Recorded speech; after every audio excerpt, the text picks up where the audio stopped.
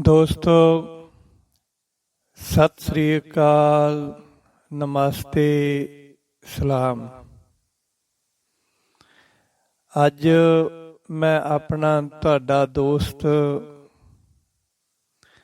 ਤੁਹਾਡੇ ਵਾਸਤੇ ਇੱਕ ਨਵੀਂ ਕਹਾਣੀ ਲੈ ਕੇ ਹਾਜ਼ਰ ਹੋਇਆ ਹਾਂ। ਮੇਰੀ ਕਹਾਣੀ ਦਾ ਨਾਮ ਹੈ ਇੰਨਾ ਨਾ ਰਵਾਇਆ ਕਰ। ਇਸ ਕਹਾਣੀ ਦਾ ਨਾਮ ਹੈ ਇੰਨਾ ਨਾ ਰਵਾਇਆ ਕਰ। ਇਹ ਕਹਾਣੀ ਇੱਕ ਨਾਵਲ ਹੈ। ਨਾਵਲ ਦੇ ਰੂਪ ਵਿੱਚ ਸੱਚੀ ਕਹਾਣੀ ਹੈ।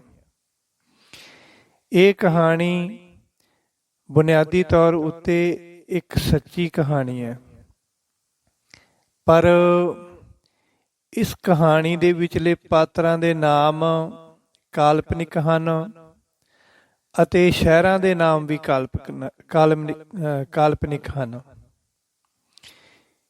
ਇਸ ਕਹਾਣੀ ਦੇ ਸਾਰੇ ਅਸਲੀ ਪਾਤਰ ਜਿਉਂਦੇ ਜਾਗਦੇ ਹਨ ਅਤੇ ਸਮਾਜ ਵਿੱਚ ਮਾਣ ਸਨਮਾਨ ਵਾਲੀ ਜ਼ਿੰਦਗੀ ਬਤੀਤ ਕਰ ਰਹੇ ਹਨ।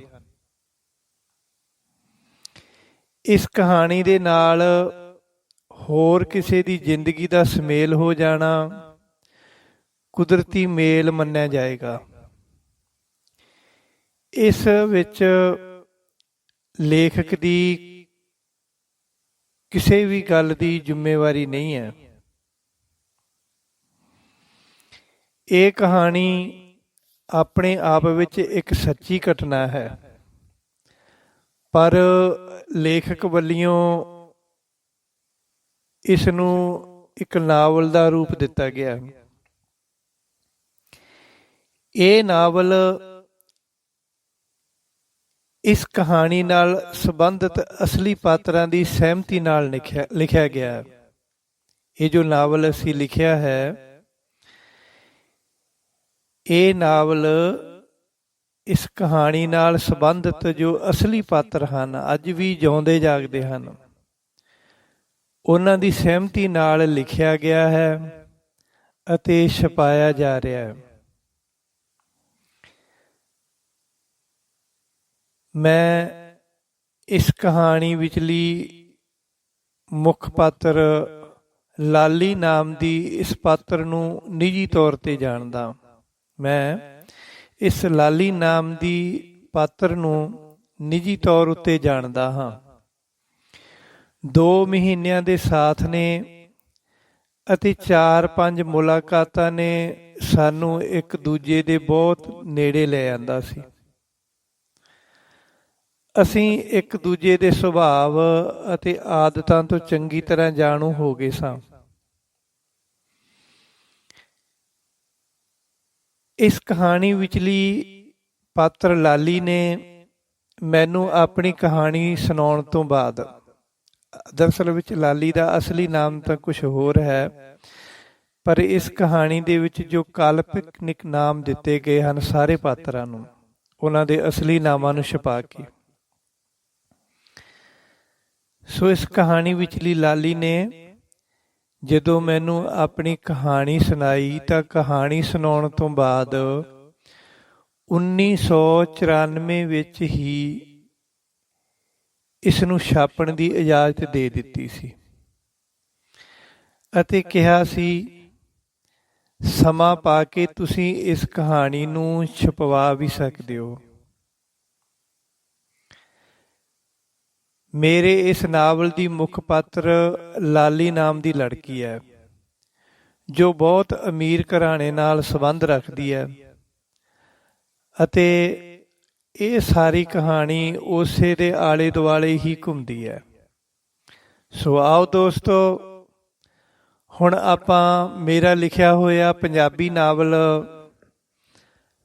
ਇੰਨਾ ਨਾ ਰਵਾਇਆ ਕਰ ਸ਼ੁਰੂ ਕਰਦੇ ਹਾਂ। ਇਸ ਦੀ ਸ਼ੁਰੂਆਤ ਕਿਤਾਬੀ ਤੌਰ ਤੇ ਲਿਖਣ ਵਿੱਚ ਮੈਂ ਇਸ ਤਰ੍ਹਾਂ ਲਿਖੀ ਹੈ, ਇੱਕ ਪੰਜਾਬੀ ਫਿਲਮੀ ਗਾਣੇ ਦੀਆਂ ਲਾਈਨਾਂ ਲਿਖ ਕੇ। ਉਹ ਲਾਈਨਾਂ ਇਸ ਪ੍ਰਕਾਰ ਹਨ, ਇਹ ਪਿਆਰ ਦੀ ਕਹਾਣੀ ਸਦੀਆਂ ਪੁਰਾਣੀ, ਜਿਹੜਾ ਪਿਆਰ ਕਰੇ ਉਹਨੂੰ ਨਵੀਂ ਨਵੀਂ ਲੱਗਦੀ।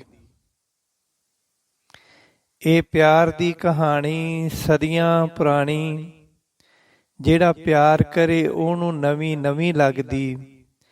ਇਹ ਖੇਡ ਅਨੋਖੀ, ਕਦੇ ਔਖੀ ਕਦੇ ਸੌਖੀ, ਜਿਹੜਾ ਪਿਆਰ ਕਰੇ ਉਹਨੂੰ ਨਵੀਂ ਨਵੀਂ ਲੱਗਦੀ।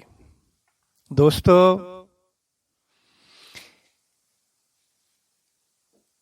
ਇਹ ਗੱਲ 1986 ਦੀ ਹੈ।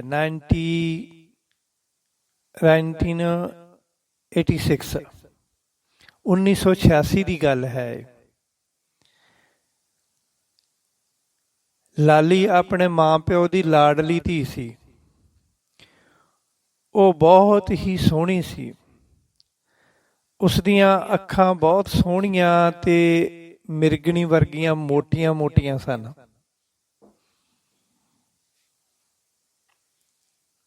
ਇਹ ਜੋ ਨਾਵਲ ਦੀ ਬੁੱਕ ਦੀ ਜੋ ਜਿਲਦ ਬਣਾਈ ਗਈ ਹੈ, ਅਸੀਂ ਕਵਰ ਤਿਆਰ ਕੀਤਾ। ਉਸ ਕਵਰ ਤੇ ਜਿਹੜੀ ਫੋਟੋ ਲੱਗੀ ਹੈ ਨਾ ਲੜਕੀ ਦੀ, ਹੂ ਬਹੂ 99% ਉਹ ਲਾਲੀ ਦੀ ਸ਼ਕਲ ਹੀ ਹੈ। ਸੋ ਲਾਲੀ ਦੀਆਂ ਅੱਖਾਂ ਬਹੁਤ ਸੋਹਣੀਆਂ ਤੇ ਮਿਰਗੀ ਵਰਗੀਆਂ ਮੋਟੀਆਂ ਮੋਟੀਆਂ ਸਨ। ਉਸ ਦੀਆਂ ਅੱਖਾਂ ਵਿੱਚ ਅਜੀਬ ਤਰ੍ਹਾਂ ਦੀ ਖਿੱਚ ਸੀ। ਜਦੋਂ ਉਹ ਕਿਸੇ ਵੱਲ ਦੇਖਦੀ ਸੀ ਤਾਂ ਇਸ ਤਰ੍ਹਾਂ ਲੱਗਦਾ ਸੀ ਜਿਵੇਂ ਉਸ ਦੀਆਂ ਅੱਖਾਂ ਕੋਈ ਗੱਲ ਕਰ ਰਹੀਆਂ ਹੋਣ, ਕੁਛ ਕਹਿ ਰਹੀਆਂ ਹੋਣ। ਉਸ ਦੇ ਚਿਹਰੇ ਦੀ ਲਾਲੀ ਚੜ੍ਹਦੇ ਸੂਰਜ ਦੀ ਲਾਲੀ ਵਰਗੀ ਸੀ। ਉਸ ਦੀਆਂ ਗੱਲਾਂ ਦਾ ਲਾਲ ਖੜਾਓ ਇਸ ਤਰ੍ਹਾਂ ਸੀ ਜਿਵੇਂ ਕਿਸੇ ਨੇ ਦੁੱਧ ਦੇ ਵਿੱਚ ਸੰਧੂਰ ਘੋਲ ਦਿੱਤਾ ਹੋਵੇ। ਉਸ ਦੀਆਂ ਗੱਲਾਂ ਆੜੂ ਦੇ ਰੰਗ ਵਰਗੀਆਂ ਸਨ, ਗੁਲਾਬੀ, ਪੀਲੀਆਂ ਤੇ ਚਿੱਟੇ ਦੁੱਧ ਰੰਗੀਆਂ, ਜਿਸ ਨੂੰ ਅਸੀਂ ਪੀਚ ਕਲਰ ਵੀ ਕਹਿ ਦਿੰਦੇ ਹਾਂ। ਬਸ ਇਸ ਤਰ੍ਹਾਂ ਸਮਝ ਲਓ ਕਿ ਉਸ ਜ਼ਮਾਨੇ ਦੀਆਂ ਸਾਰੀਆਂ ਫਿਲਮੀ ਹੀਰੋਇਨਾਂ ਦੇ ਹੁਸਨ ਦਾ ਘੋਲ ਬਣਾ ਕੇ ਰੱਬ ਨੇ ਇੱਕ ਲਾਲੀ ਬਣਾਈ ਸੀ। ਉਹ ਦੁਨੀਆ ਨਾਲੋਂ ਅਲੱਗ ਹੀ ਸੀ ਅਤੇ ਉਸ ਵਰਗਾ ਦੁਨੀਆ ਉੱਤੇ ਹੋਰ ਕੋਈ ਨਹੀਂ ਸੀ। ਉਸ ਵਰਗਾ ਦੁਨੀਆ ਉੱਤੇ ਹੋਰ ਕੋਈ ਨਹੀਂ ਸੀ। ਉਸ ਦਾ ਸਰੀਰ ਨਾ ਪਤਲਾ ਸੀ ਤੇ ਨਾ ਗੁੰਦਵਾਂ ਸੀ। ਇਹ ਆਪਾਂ ਲਾਲੀ ਦੇ ਚਿਹਰੇ ਮੋਹਰੇ ਦਾ, ਲਾਲੀ ਦੇ ਸਰੀਰ ਦਾ ਬਿਉਰਾ, ਉਹਦੀ ਦਿੱਖ, ਉਹਦੀ ਲੁੱਕ ਕਿਸ ਤਰ੍ਹਾਂ ਦੀ ਸੀ, ਇਹ ਦੱਸ ਰਹੇ ਹਾਂ। ਹਲੇ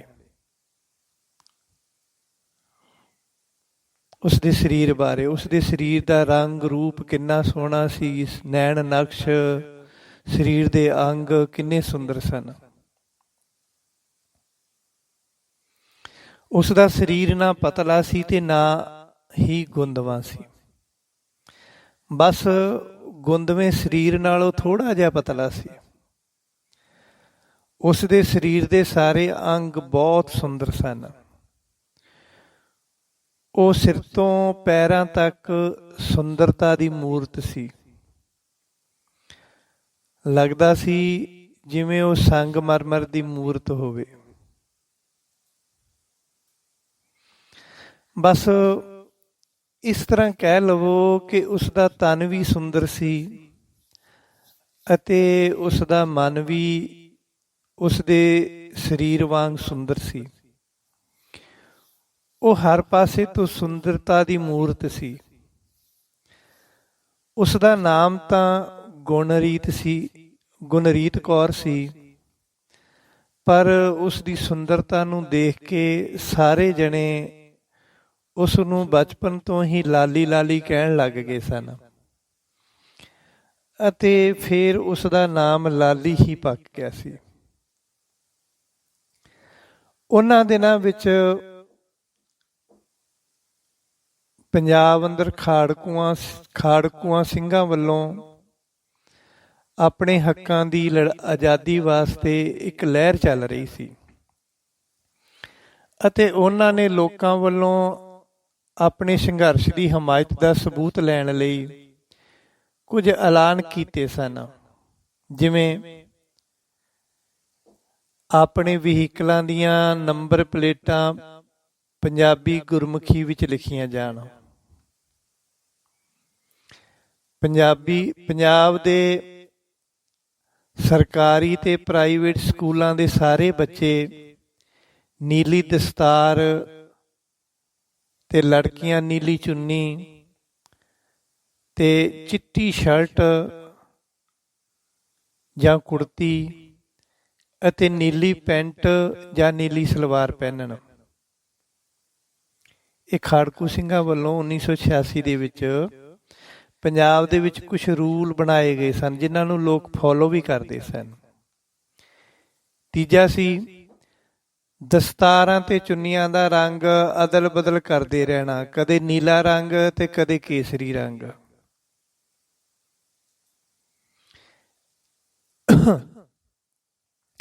ਇਸ ਤਰ੍ਹਾਂ ਹੋਰ ਵੀ ਕਈ ਕਾਨੂੰਨ ਬਣਾਏ ਸਨ ਖਾੜਕੂ ਸਿੰਘਾਂ ਨੇ, ਪਰ ਆਪਾਂ ਇੱਥੇ ਇਹਨਾਂ ਦਾ ਹੀ ਜ਼ਿਕਰ ਕਰਦੇ ਹਾਂ।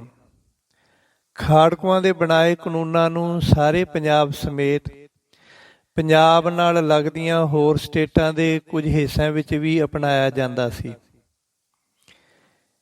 ਇਹਨਾਂ ਗੱਲਾਂ ਦਾ ਆਮ ਪੰਜਾਬੀ ਲੋਕਾਂ ਉੱਤੇ ਬਹੁਤ ਹੀ ਅਸਰ ਸੀ।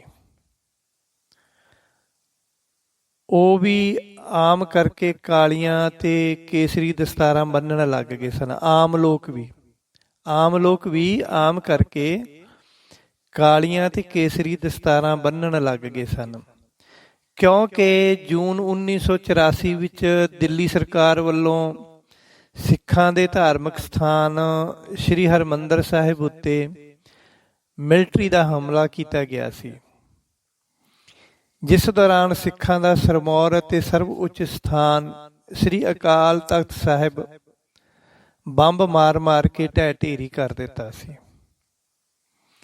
ਜਦੋਂ ਲਾਲੀ ਕੇਸਰੀ ਰੰਗ ਦੀ ਚੁੰਨੀ ਸਿਰ ਉੱਤੇ ਲੈਂਦੀ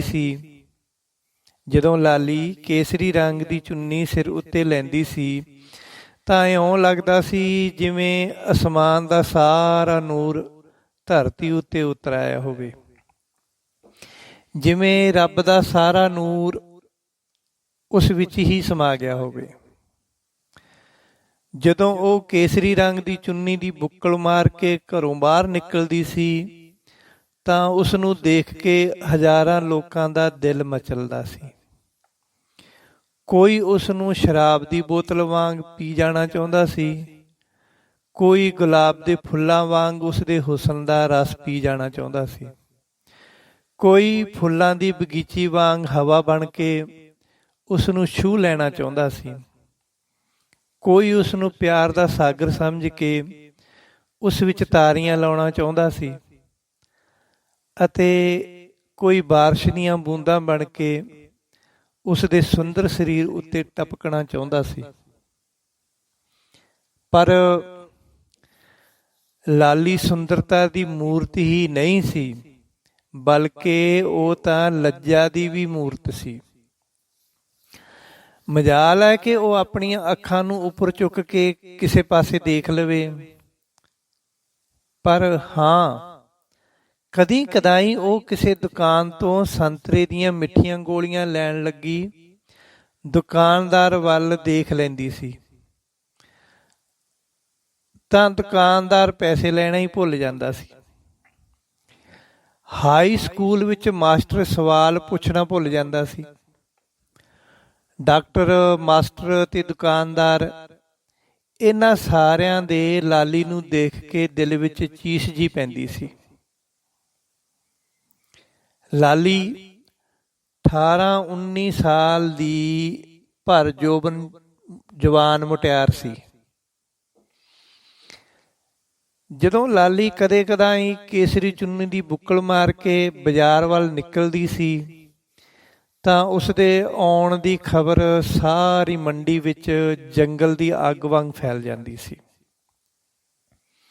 ਬਿਸ਼ਨੋਈਆਂ, ਰਾਜਪੂਤਾਂ ਤੇ ਜੱਟਾਂ ਦੇ ਮੁੰਡੇ دیਵਾਨੇ ਜਿਹੇ ਹੋ ਕੇ ਉਸ ਦੀ ਇੱਕ ਝਲਕ ਪਾਉਣ ਵਾਸਤੇ ਆਪਣੀ ਕਿਸਮਤ ਦੇ ਤਰਲੇ ਕਰਦੇ ਅਤੇ ਕੀੜਿਆਂ ਦੇ ਭੌਣ ਵਾਲੇ ਕੀੜਿਆਂ ਵਾਂਗ ਇੱਧਰ ਉੱਧਰ ਭੱਜੇ ਫਿਰਦੇ ਦਿਖਾਈ ਦਿੰਦੇ ਸਨ।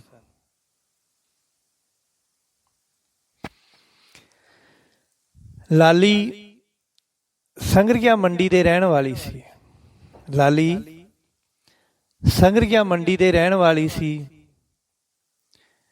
ਜੋ ਹੈ ਤਾਂ ਰਾਜਸਥਾਨ ਵਿੱਚ, ਪਰ ਉਸ ਸ਼ਹਿਰ ਦੇ ਆਸ-ਪਾਸ ਦਾ ਮਾਹੌਲ ਪੰਜਾਬ ਵਰਗਾ ਹੀ ਹੈ।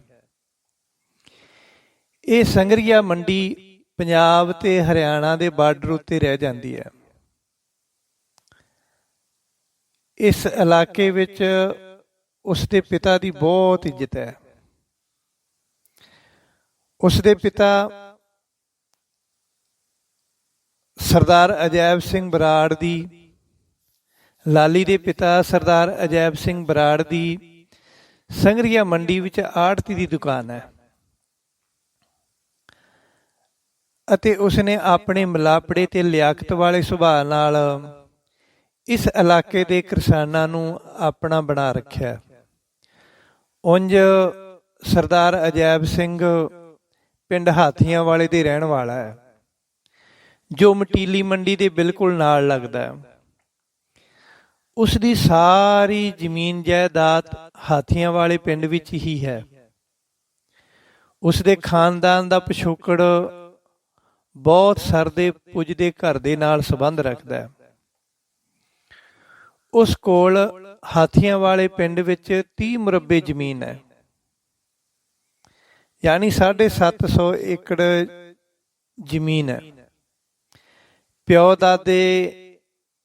ਪਿਓ ਦਾਦੇ ਤਾਂ ਖੇਤੀਬਾੜੀ ਹੀ ਕਰਾਉਂਦੇ ਸਨ, ਪਰ ਸਰਦਾਰ ਅਜੈਬ ਸਿੰਘ ਨੇ ਪੜ੍ਹਿਆ ਲਿਖਿਆ ਹੋਣ ਕਰਕੇ ਆਪਣੀ ਜ਼ਮੀਨ ਕਮੀਆਂ ਨੂੰ ਠੇਕੇ ਹਿੱਸੇ ਉੱਤੇ ਦੇ ਕੇ ਸੰਗਰੀਆ ਮੰਡੀ ਵਿੱਚ ਆੜਤੀ ਦੀ ਦੁਕਾਨ ਪਾ ਲਈ ਸੀ। ਉਹ ਪਿਛਲੇ 15-20 ਸਾਲਾਂ ਤੋਂ ਆਪਣੇ ਪਰਿਵਾਰ ਸਮੇਤ ਸੰਗਰੀਆ ਮੰਡੀ ਵਿੱਚ ਹੀ ਰਹਿ ਰਿਹਾ ਸੀ। ਪਿੱਛੇ ਜਿਹੇ ਉਸਨੇ ਹਨੂਮਾਨਗੜ੍ਹ ਮੰਡੀ ਵਿੱਚ ਵੀ ਆੜਤ ਦੀ ਇੱਕ ਨਵੀਂ ਦੁਕਾਨ ਖੋਲ੍ਹੀ ਹੈ। ਵੈਸੇ ਤਾਂ ਹਾਥੀਆਂ ਵਾਲੇ ਤੋਂ ਹਨੂਮਾਨਗੜ੍ਹ ਹੀ ਨੇੜੇ ਪੈਂਦਾ ਹੈ, ਪਰ ਪਤਾ ਨਹੀਂ ਕਿਉਂ ਉਸਨੇ ਸੰਗਰੀਏ ਵਿੱਚ ਹੀ ਕਿਉਂ ਦੁਕਾਨ ਖੋਲ੍ਹੀ ਸੀ। ਉਹ ਕਿਸਾਨਾਂ ਦੀ ਮਦਦ ਵੀ ਆਪਣੇ ਤਰੀਕੇ ਨਾਲ ਹੀ ਕਰਦਾ ਹੈ। ਜਦੋਂ ਹਰ 6 ਮਹੀਨੇ ਬਾਅਦ ਕਿਸਾਨ ਆਪਣੀ ਪੱਕੀ ਫਸਲ ਨੂੰ ਮੰਡੀ ਵਿੱਚ ਲੈ ਕੇ ਆਉਂਦਾ ਹੈ, ਤਾਂ ਜਿਸ ਵੇਲੇ ਆੜ੍ਹਤੀਏ ਇਕੱਠੇ ਹੋ ਕੇ ਕਿਸਾਨ ਦੀ ਫਸਲ ਦੀ ਬੋਲੀ ਲਾਉਂਦੇ ਹਨ, ਤਾਂ ਉਹ ਬੋਲੀ ਨੂੰ ਹੌਲੀ ਹੌਲੀ ਉੱਪਰ ਲੈ ਜਾਂਦਾ ਹੈ। ਫਿਰ ਜਾਂ ਤਾਂ ਕੋਈ ਬਾਣੀਆ ਉਸ ਦੀ ਬੋਲੀ ਉੱਤੇ ਹੋਰ ਪੈਸੇ ਲਗਾ ਕੇ ਕਿਸਾਨ ਦੀ ਫਸਲ ਨੂੰ ਚੁੱਕ ਲੈਂਦਾ ਹੈ, ਜਾਂ ਫਿਰ ਦੂਜੇ ਬਾਣੀਏ ਬੋਲੀ ਛੱਡ ਦਿੰਦੇ ਹਨ ਅਤੇ ਕਿਸਾਨ ਦੀ ਫਸਲ ਸਰਦਾਰ ਅਜੈਬ ਸਿੰਘ ਦੇ ਹਿੱਸੇ ਵਿੱਚ ਆ ਜਾਂਦੀ ਹੈ। ਇਸ ਤਰ੍ਹਾਂ ਦੇ ਨਾਲ ਅਜੈਬ ਸਿੰਘ ਵੱਲੋਂ ਆਖਰੀ ਬੋਲੀ ਉੱਤੇ ਛੱਡੀ ਗਈ ਫਸਲ ਨਾਲ ਕਿਸਾਨ ਨੂੰ ਕਾਫੀ ਮੁਨਾਫਾ ਹੋ ਜਾਂਦਾ ਸੀ ਅਤੇ ਕਿਸਾਨਾਂ ਤੋਂ ਖਰੀਦੀ ਫਸਲ ਨਾਲ ਉਸ ਦੇ ਗੋਦਾਮ ਵੀ ਭਰੇ ਰਹਿੰਦੇ ਸਨ। ਆੜਤ ਦੀ ਦੁਨੀਆ ਵਿੱਚ ਉਹੀ ਵੱਡਾ ਵਪਾਰੀ ਹੁੰਦਾ ਹੈ ਜੋ ਸਭ ਤੋਂ ਜ਼ਿਆਦਾ ਫਸਲ ਖਰੀਦਦਾ ਅਤੇ ਜਿਸ ਦੇ ਜ਼ਿਆਦਾ ਗੋਦਾਮ ਹੋਣ। ਇਸ ਤਰ੍ਹਾਂ ਸਰਦਾਰ ਅਜੈਬ ਸਿੰਘ ਬਰਾੜ ਕਿਸਾਨਾਂ ਵਿੱਚ ਕਾਫੀ ਮਸ਼ਹੂਰ ਹੋ ਗਿਆ ਸੀ।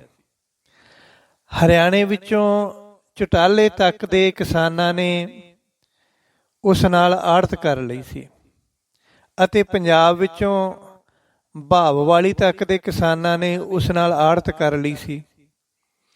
ਰਾਜਸਥਾਨ ਵਿੱਚੋਂ ਕਾਲੀਆਂ ਪੀਲੀਆਂ ਬੰਗਾਂ ਤੇ ਹਨੂਮਾਨਗੜ੍ਹ ਤੱਕ ਦੇ ਕਿਸਾਨਾਂ ਨੇ ਉਸ ਨਾਲ ਆੜਤ ਕਰ ਲਈ ਸੀ। ਅਜੈਬ ਸਿੰਘ ਨੇ ਰਾਜਸਥਾਨ ਵਾਲਿਆਂ ਦੀਆਂ ਮੁਸ਼ਕਲਾਂ ਨੂੰ ਨਜ਼ਰ ਵਿੱਚ ਰੱਖ ਕੇ ਹਨੂਮਾਨਗੜ੍ਹ ਵਿੱਚ ਆੜਤ ਦੀ ਇੱਕ ਨਵੀਂ ਦੁਕਾਨ ਖੋਲ੍ਹ ਲਈ ਸੀ ਅਤੇ ਪੰਜਾਬ ਵਾਲਿਆਂ ਦੀ ਮੁਸ਼ਕਲ ਨੂੰ ਦੇਖ ਕੇ ਮਟੀਲੀ ਮੰਡੀ ਵਿੱਚ ਵੀ ਇੱਕ ਛੋਟੀ ਜਿਹੀ ਆੜਤ ਦੀ ਦੁਕਾਨ ਖੋਲ੍ਹ ਲਈ ਸੀ, ਜਿੱਥੋਂ ਪੰਜਾਬ ਵਾਲੇ ਕਿਸਾਨਾਂ ਦੀਆਂ ਵੇਲੇ ਕਵੇਲੇ ਵਾਲੀਆਂ ਲੋੜਾਂ ਪੂਰੀਆਂ ਹੁੰਦੀਆਂ ਰਹਿੰਦੀਆਂ ਸਨ। ਲਾਲੀ ਦਾ ਪਿਤਾ ਸਰਦਾਰ ਅਜੈਬ ਸਿੰਘ ਬਰਾੜ ਆਪਣੀ ਪੁੱਤਰੀ ਲਾਲੀ ਨੂੰ ਸ਼ੁਰੂ ਤੋਂ ਪੰਜਾਬੀ ਪੜ੍ਹਾਉਣਾ ਚਾਹੁੰਦਾ ਸੀ। ਪੰਜਾਬੀ ਵੀ ਇਹੋ ਜਿਹੇ ਸਕੂਲ ਵਿੱਚ ਪੜ੍ਹਾਉਣਾ ਚਾਹੁੰਦਾ ਸੀ ਜਿੱਥੇ ਉਸ ਨੂੰ ਗੁਰਬਾਣੀ ਤੇ ਸਿੱਖੀ ਦਾ ਗਿਆਨ ਵੀ ਥੋੜ੍ਹਾ ਬਹੁਤਾ ਨਾਲ ਨਾਲ ਮਿਲਦਾ ਰਹੇ।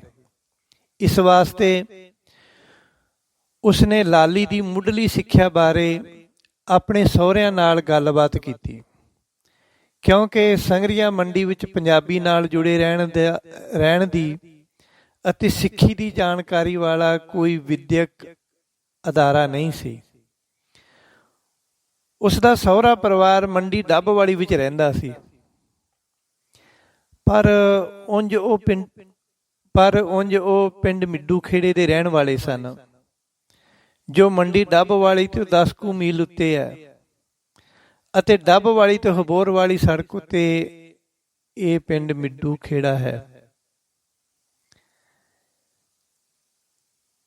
ਉਹਨਾਂ ਦੀ ਪਿੰਡ ਮਿੱਡੂ ਖੇੜਾ ਵਿੱਚ ਬਹੁਤ ਖੁੱਲੀ ਜਾਇਦਾਦ ਹੈ। ਵੈਸੇ ਵੀ ਆਸ-ਪਾਸ ਦੇ ਪਿੰਡਾਂ ਵਿੱਚ ਮਿੱਡੂ ਖੇੜੇ ਦੇ ਸਾਰੇ ਕੁਲਾਰ ਸਰਦਾਰ ਬਹੁਤ ਮਸ਼ਹੂਰ ਹਨ। ਅਜੈਬ ਸਿੰਘ ਦੇ ਸਹੁਰਿਆਂ ਦਾ ਮੰਡੀ ਡੱਬਵਾਲੀ ਵਿੱਚ ਕੋਈ ਕਾਰੋਬਾਰ ਤਾਂ ਨਹੀਂ ਸੀ, ਬਸ ਆਪਣੀ ਸਰਦਾਰੀ ਦੇ ਨਸ਼ੇ ਵਿੱਚ ਹੀ ਸ਼ਹਿਰ ਵਿੱਚ ਰਹਿਣ ਲੱਗ ਗਏ ਸਨ ਅਤੇ ਸ਼ਹਿਰ ਵਿੱਚ ਰਹਿ ਕੇ ਬੱਚਿਆਂ ਦੀ ਚੰਗੀ ਪੜ੍ਹਾਈ ਕਰਾ ਰਹੇ ਸਨ। ਬਾਕੀ ਸਾਰਾ ਕੁਝ ਪਿੰਡੋਂ ਹੀ ਆਉਂਦਾ ਸੀ, ਜਿਵੇਂ ਦੁੱਧ, ਲੱਸੀ, ਕਣਕ ਦੀਆਂ ਬੋਰੀਆਂ, ਸਾਗ ਸਬਜ਼ੀਆਂ। ਅਜੈਬ ਸਿੰਘ ਨੂੰ ਉਸਦੇ ਸਹੁਰਿਆਂ ਨੇ ਸਲਾਹ ਦਿੱਤੀ ਕਿ ਜੇ ਇਹ ਗੱਲ ਹੈ ਤਾਂ ਲਾਲੀ ਨੂੰ ਇੱਥੇ ਡੱਬਵਾਲੀ ਵਿੱਚ ਪੜ੍ਹਨੇ ਪਾ ਦਿੰਦੇ ਆ। ਇੱਥੇ ਇੱਕ ਸਤਲੁਜ ਪਬਲਿਕ ਮਾਡਲ ਸਕੂਲ ਵੀ ਹੈ।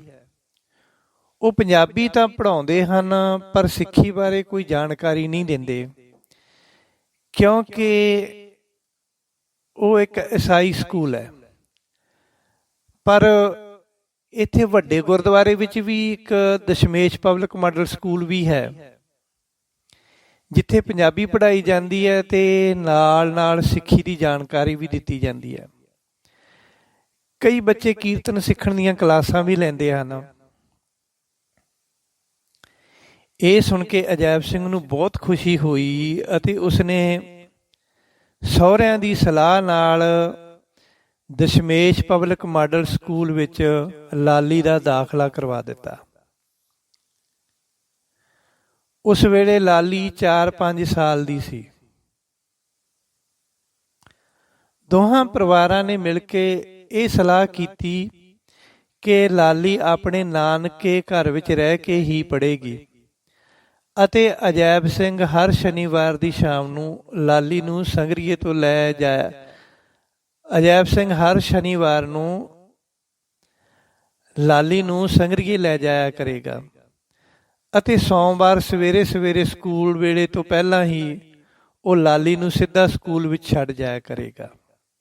ਸੋ ਦੋਸਤੋ, ਇੱਥੋਂ ਤੱਕ ਆਪਾਂ ਮੇਰੇ ਲਿਖੇ ਪੰਜਾਬੀ ਨਾਵਲ ਇੰਨਾ ਨਾ ਰਵਾਇਆ ਕਰਦਾ ਪਹਿਲਾ ਪਾਰਟ ਸੁਣਿਆ ਹੈ। ਸੋ ਇਸ ਦਾ ਦੂਜਾ ਭਾਗ ਆਪਾਂ ਫੇਰ ਸੁਣਾਂਗੇ।